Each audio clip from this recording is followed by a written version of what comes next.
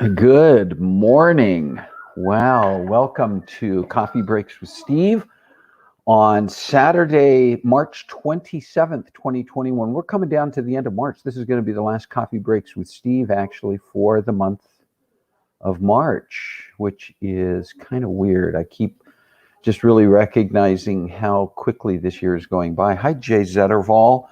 Good to see you on here. I hope Jerry's feeling better. I saw that she was having some stomach flu issues a couple of days ago in her Facebook share. So if she's not on today, please pass her best wishes along. Hope she's feeling much, much better. Hello, Kathy Glavin. Hello, Shalane Shepard. Yes, everybody drink. Good morning, Mallory. Hey, listen, you'll notice that the setting around me looks a little bit different than the normal. Good morning, Corey Ann. Yes, we are on location in Reading this morning, this weekend. Carol and I visiting our Reading family, which means something very special and important at the end.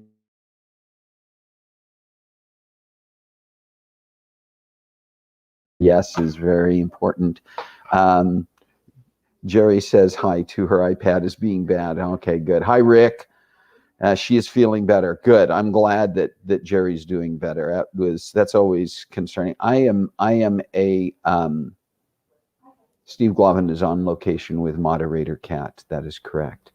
I am a real pansy, a real sissy when it comes to stomach flus. I'm one of those people who, when I'm sick anyway, I am a real pansy about it. I really am. Carol can tell you that I really suffer badly when I'm sick. Stomach viruses are my worst. I'm bad when I have a head cold or anything, and I'm one of those moaner, groaner sufferers, but I really do not do well with stomach flu. So my sympathies to Jerry or to anyone who suffers from that at any time. Let's see who else has popped on here. Carla, hello. Scott, hello. Kathy Garlic. Rod, Carrie, I'm reading from a little bit of a distance here. I don't have my big monitor today. Rod, Carrie, and Jared also here. Hi, Rod, Carrie, and Jared. I'm very excited that Carrie and Jared are there. Shalane, that sentence ended differently than I expected. I am a real pansy. I couldn't think of good wording. Shalane, give me some good wording there. Yeah, give Hazel a squeeze. You know that Hazel is Jared and Carrie's little girl, who she's absolutely adorable.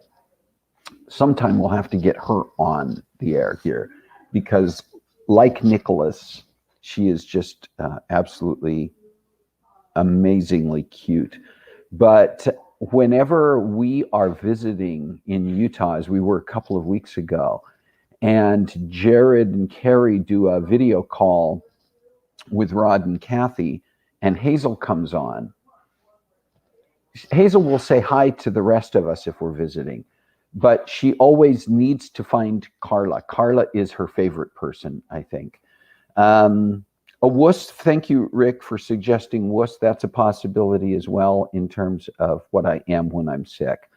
Yeah, but anyway, yeah, I'm glad other people are visiting. We're starting to get to that point. We were in Utah a couple of weeks ago. We did get to spend some time with my dad, Frank, celebrate his 94th birthday. And we found out the day we were heading home that Rod and Kathy got word that Dad can now begin coming to visit them, come to their house, come for Sunday dinners as he used to, without having to go into quarantine when he returns, because they've all been vaccinated. So that's a very positive thing. I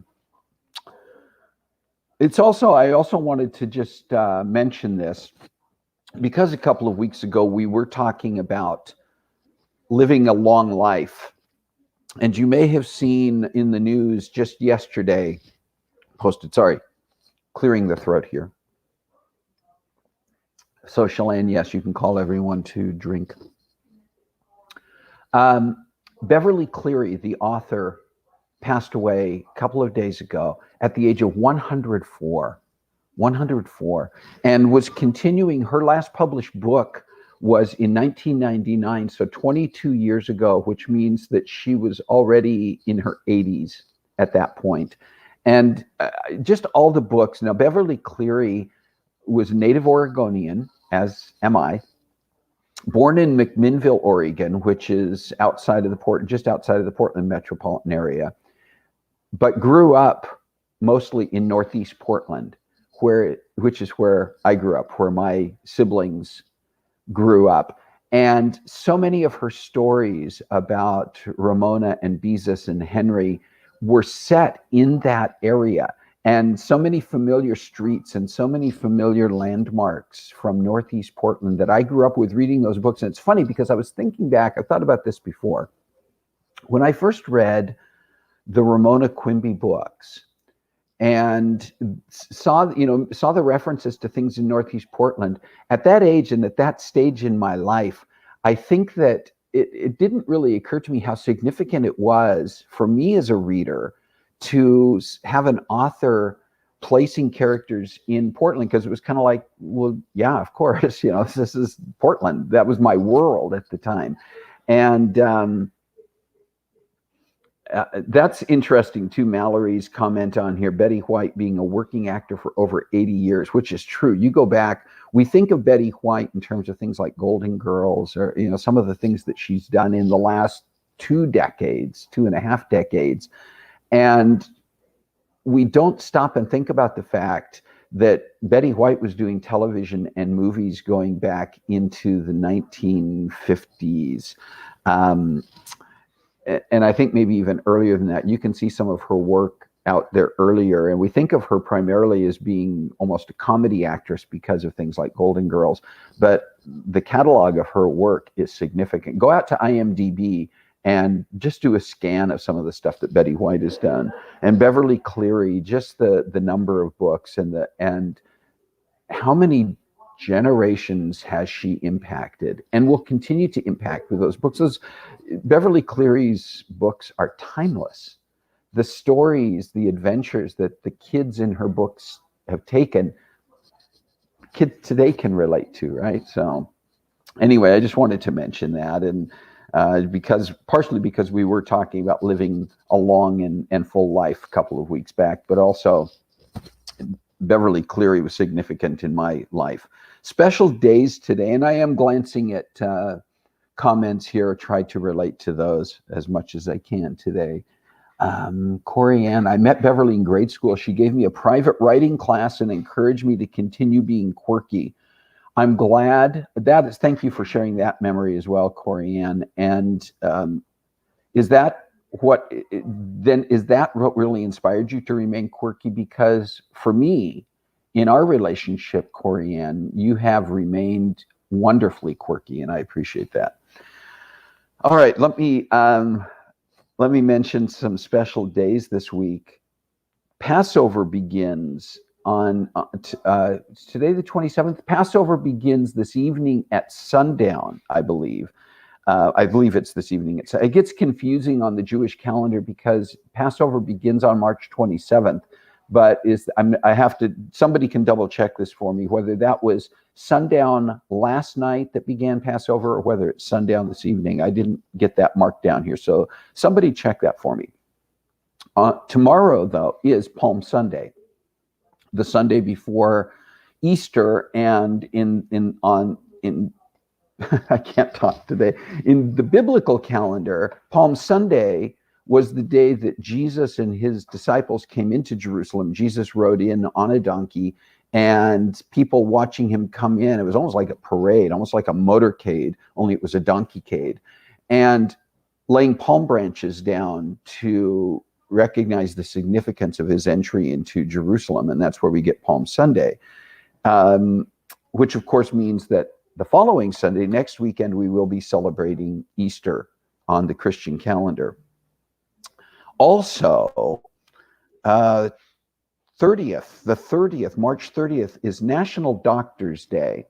And I love the fact that we've got these days. They were already on the calendar. It wasn't that we had to invent these over this last year, but I'm it's more significant to many of us, I think, over this last year to recognize medical professionals days that are on the calendar: National Nurses Day, National Nurses Week and Month. But that we have the opportunity to just stop for a moment. This is an actual national day. I think it was an act of Congress type of day, which is often where these national days come from.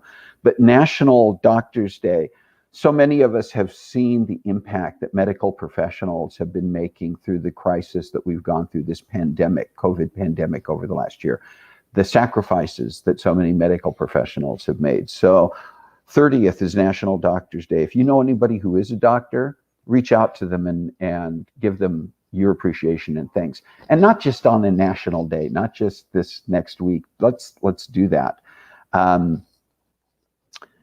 Oh, that's funny. Yeah, the Henry Winkler's books. Thank you for mentioning that, Mallory. We should have another books episode here coming up, and maybe we talk about specifically some kids' books. I'll check with Ann Davis East and see if that's something that she wants to be a part of. April 1st is coming up this week. I'm not sure for many of you if you appreciate the significance, but April Fool's Day. I probably will share some of these next week. I'm not going to have time today, but some of the pranks that I have played both with family and in work settings that have been very successful. I have a few to share, and maybe I should withhold them because I could probably use some of them again. And then, of course, next Friday, April 2nd, is Good Friday, which changes on the calendar depending on when Easter is taking place, but this is where it's coming. So we have that coming up. All right. Checking some comments here. And if I've missed anybody, have not said hi to you yet. Hi, Lila. I do see that you're on there, and I did not say hi to you yet. I think I've said hi, or said hi to Scott.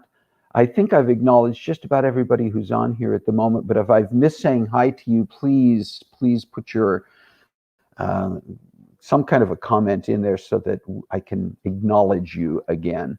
We're gonna talk today about staycations. Last week, if you were with us, we had our topic was on surprise and mystery vacations, and kind of wanted to transition this week and talk a little bit about staycations, what those are, and kind of how we acknowledge and recognize those. Many of us may feel like this entire last year has been nothing but a giant staycation, but staycations preceded the quarantining and staying at home, and they've really been something that have been around. They've always been around, but that we started using that term in just the last few years in different ways, in recognizing situations where we may not plan a full-fledged vacation trip, but do something that's closer to home. And there are really a couple of definitions about staycations. I was doing a little bit of looking up and research on what a staycation is and what they aren't, because you get different people define them different ways. Some people say a staycation is anything that you do that's very close to home. Maybe a day trip or even a weekend trip where you're just kind of staying in the area and taking advantage of things that are around you. And I talk about a few of those that we've done. Other people say, well, no, a true staycation is where you really stay at home and you plan events, you plan experiences for yourself and your family in your home. And so, I'll be curious to hear from those of you who are on here what you think of as being a staycation, and what are some of the staycations that you have done yourself. And you think about situations where people will maybe even put their camping tent up in their backyard and do an outside camping sleepover with the kids in the backyard. That's a great example of a staycation. Staycations can also be where you do some kind of a slumber party inside the house. That's a staycation. Some people even do some things where they decorate the inside of their house as if they were going away someplace, and plan, watch movies that are related to a certain theme, or read books, or play games, or do different things as if they were on vacation, but doing them at home.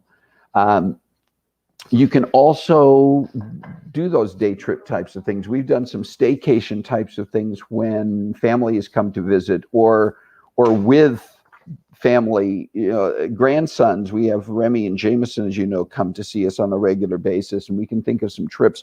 We've done more significant vacations with them where we've gone to Disneyland or that type of thing, but we've also done day trips where we have, one time when they were younger, we wanted to give them a little bit of exposure to different types of transportation around the Bay Area. And so we drove down to the Oakland Bay and took the ferry boat from Oakland across to San Francisco. And then when we were in San Francisco, we took a cable car. We took a taxi cab to get to where the cable car point was. And then we took BART, the Bay Area Transit, back across to Oakland, and then took public bus from the BART station back to where our car was parked, and gave them an opportunity to experience all these different modes of travel. And it was just a one-day thing. And you could say I call that a staycation. Another time, couple of times, we've taken Remy and Jameson by Amtrak from Oakland to Sacramento to the California State Railroad Museum, which they love, and we want to go back there again. We actually want to take Nicholas to do that at some point. Riding the train to go visit a museum that's about trains. Great example of a staycation. Back in the day when my dad was still able to get around a little bit better, when we first moved to California, he would come to visit. Typically once or twice a year, and he'd come for maybe a week, and I would take the week off from work, and we would plan different day trips. We went to the Railroad Museum at one point. My dad spent 34 years working for the railroad, and so to be able to go to a railroad museum was kind of cool for him. We went and visited one of the vineyards and did a wine and olive oil tasting at one of those. We went to Bodega Bay. That name sound familiar? Bodega Bay is the setting for the Alfred Hitchcock movie, The Birds. And while they did a lot of, image crafting to make the town look a certain way for that movie, and what is there has even changed a lot over the decades since the movie was made. There are places in and very near to the town of Bodega Bay that still are represented in the movie. You can, just outside of town, you can find the schoolhouse that was used for the school in The Birds. You can actually, I know where the hill is, the street that in the scene where the kids are running away from the school, that's not where the school is, but you can find that street. And I even have photos of myself and our good friend Tim Haig, who, when Tim and Lois came to visit, we also went to Bodega Bay, that have pictures of us recreating the running away from the birds down the hill, that kind of goofy stuff. But we've gone to Bodega Bay, we've gone different places. There's a lot around the San Francisco Bay Area. Alcatraz is mentioned here. Dad and I went to Alcatraz on one of his trips, took the boat out to Alcatraz. Staycations, and exactly what those are. I mean, it's interesting. One of the articles I looked up was one that was actually written beginning of this year. And it was written by a lady, and I'm going to give her the credit here because I printed this off, but I want to make sure credit is given where credit is due. So give me a moment. Her name is Dr. Haley Stainton. And she says, I've been traveling, studying, and teaching travel and tourism since I was 16 through Tourism Teacher, which is her site. I share my knowledge on the principles and practices of travel and tourism management from both an academic and practical perspective. So want to give proper credit to Dr. Haley Stainton, Stainton, and her site, Tourism Teacher. But she talks about staycations, what they are, and does talk about the fact that they can either be stay-at-home or close-to-home trips. Rick, mentioning you and Carla live close enough to the Oregon coast, trips to the beach, the walks in the forest that you take, and some of those things, definite staycations. Put more of your ideas out here. What are the ones, if you live in Oregon, if you live in the Portland area, what are some of your staycation ideas for for around you? What have you done? What do you suggest to people? What are some creative ways to do that? If you live in the Tahoe area, what are some things that you can do around your area? Utah, California, wherever you are, share some of your own ideas. Washington, Eastern Washington, Shalane, I know you and Dustin have come up with some creative staycation ideas.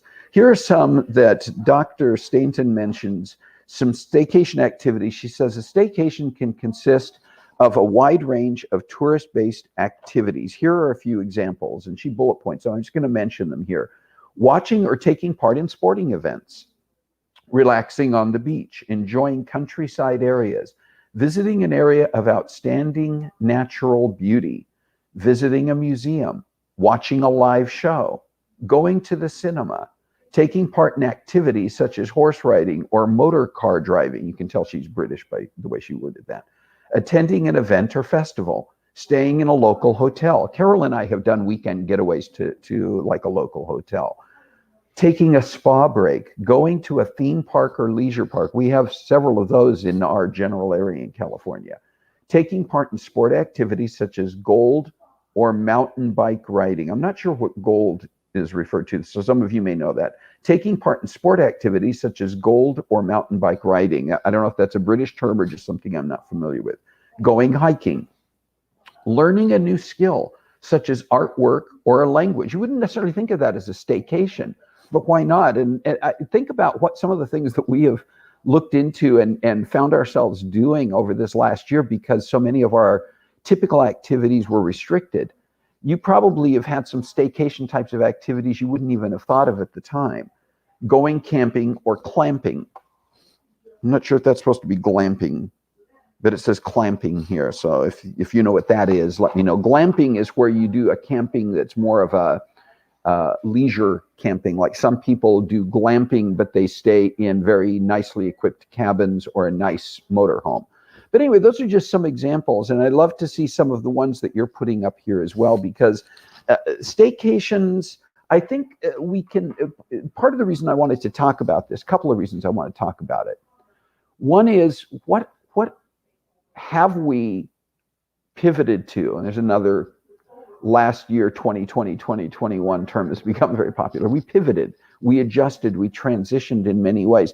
What are some of the things that you have done? What are some of the things that you already have adapted to over this last year that were staycations? Maybe things that you had done in the past, but they became even more significant or important during this last year because you had to adjust. What are some of the things that you would like to do that you have never done? And even thinking, well, now that I'm going to be able to get out more, maybe I'm going to get back to doing a major vacation. And yes, I would still like to encourage you, as we talked about last week, to think about ways that you can begin planning those big vacations, and even a mystery vacation with an organization, with a company like Magical Mystery Tours. I'm still going to promote them. We're actually going to be following up and trying to put something together with Magical Mystery Tours. I think it's a great company and love what they do. But there are a variety of options. And even once we get to the point where things are wide open again, think about all of the things very close to home that you could be doing, the staycation things that you could be doing. I love some of the comments that are up here. Moderator Cat putting up here, I want to go catnip tasting. The sad part is he probably will. But anyway, just thinking about those, but also maybe even looking back over this last year as we kind of go, I've been stuck and haven't been able to do so many things. Appreciation for the things you maybe have done that you didn't think of as being anything more than maybe basic survival. But think about things that you enjoyed doing. And are some of those things that you want to continue doing now? A new hobby that you developed, a new thing that you got involved in because some of the other things weren't open that now are becoming part of what you want to continue doing. Staycations are not a bad thing. Staycations, they can be much less expensive. They can require much less planning. Sometimes you can do them very spontaneously. And, you know, there are always pros and cons. There are pros and cons to trying to plan a huge major vacation, and there can be pros and cons to staycations, but we can certainly enjoy and appreciate them.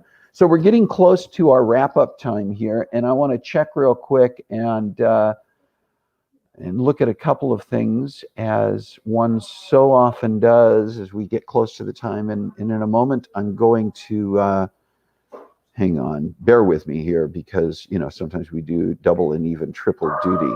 I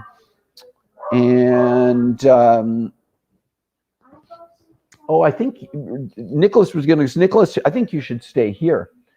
I like that, Jay. A long-term staycation. It's called retirement, and boy, I can relate to that as well. Here's what I would say about that, though, to some degree, and that is, has retirement given you even some additional things that you can be doing that are staycation related? So yeah, it's something to think about. It's something to comment on. And if you have joined us live today, hopefully you're thinking about some of those things. If you're joining later on, look who's showing up here. If you come on in, Nicholas, it's time. If you are, I'm going to have you sit down next to me rather than on my lap, just because you'll show up better on camera. If you're tuning into this later and watching this recorded, still share your ideas, share your comments. Ideas are a wonderful thing, and we need more of them. I'm going to open this up a little bit just so that we've got a little more visibility with Nicholas. There's Nicholas. Nicholas, the microphone hopefully will pick you up because I'm wearing the microphone today, but do you want to say hi to everybody? Hi, everybody. All right. I think they could hear you. That was good that you spoke up.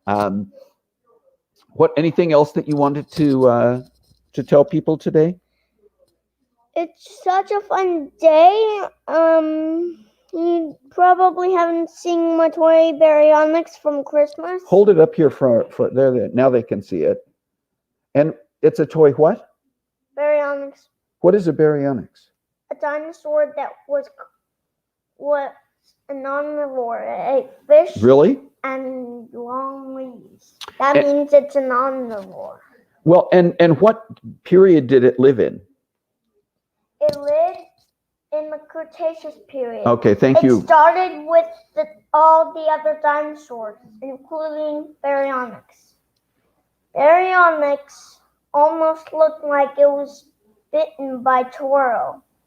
But you see that? That's just the darkest brown spot on the other side. I'm going to lift you up here just a little bit because I want people to see your shirt. What does your shirt say? Coffee breaks with Poppy. Coffee breaks with Poppy. Who's Poppy? You. Yeah, I'm Poppy. Becomes tempting to rename this entire show, but from Nicholas's perspective, when he's on, it's Coffee Breaks with Poppy because I'm Poppy. But you also know Saturdays are what happens on Saturdays. Every Saturday. What is Saturday? Saturday is Coffee Breaks with Steve Day. Coffee Breaks with Steve Day. I understand that's now a marker on the calendar. So at the end, find out who is the winner. Well, thank you for bringing that up, because we're not going to do a drawing today, believe it or not. We're actually spreading the drawings out a little bit more these days, but we do have some fun things coming up that we're going to be announcing next month as some upcoming opportunities. Part of that is because we've given out so many Coffee Breaks with Steve cups and, even hats and bags and all kinds of stuff. So many of the people on here are now getting so many Coffee Breaks with Steve things that they are having to now put together a full cupboard or closet just for their Coffee Breaks with Steve merchandise. So we're going to spread it out a little bit more, but we are going to continue to do drawings. But thank you for bringing that up. Listen, I want to tell people what's coming up on Coffee Breaks with Steve, and then I'm going to ask you to say goodbye to everybody till next time. Next week, we're actually going to be talking a little bit about sleep habits. What are some of the things that you do to kind of get yourself set to go to sleep at night? What are some of are you a night person like me, where you kind of get a second wind at night and you do things until fairly late? Are you an early to bed, early to rise person? We're going to talk about sleep patterns and habits, and also some of the things you can do if you struggle to go to sleep or stay asleep. And we're going to talk about some opportunities. Episode's going to be called "You're Getting Sleepy, or Are You?" And we're gonna explore some of those things. And then a couple of weeks out, we're looking at a topic called "Another Time, Another Place," where it's just gonna be another one of those fun topics where we talk a little bit about if you could live in another era, another time, and in another place, what would you choose and why? What era would you choose? Would you want to like go back in time and live in the medieval times? Would you want to live in the Cretaceous period? Like I Nicola? don't want to live in the Cretaceous period. And why not? It has really bad real dinosaurs. You'd rather avoid the dinosaurs and live at a time when you can just look at toy dinosaurs. I'd rather be in the United States of America and just have my toy dinosaurs. I don't want to be in the Cretaceous period and be eaten up by real dinos. It would be too risky. Okay, well, let's avoid risk. And but some people may choose a risky time, so we'll see. I don't want to choose a risky time like venomous snake time, or I don't even want to choose to go into the Cretaceous period. Those are both risky times from long ago. Let's avoid risk if at all possible. Well, listen, help me say what I always say at the end. You know what I always say at the end of Coffee Breaks with Steve? Do you remember what I always tell people? No. Do you remember when I say find a way to make a difference in your world this week? Yes. Do you know how to say that without my helping you? Can you just say the whole thing, or do you want me to give you the words? Why don't you say that? You just want me to say it? Mm-hmm. All right. Do you? I will say.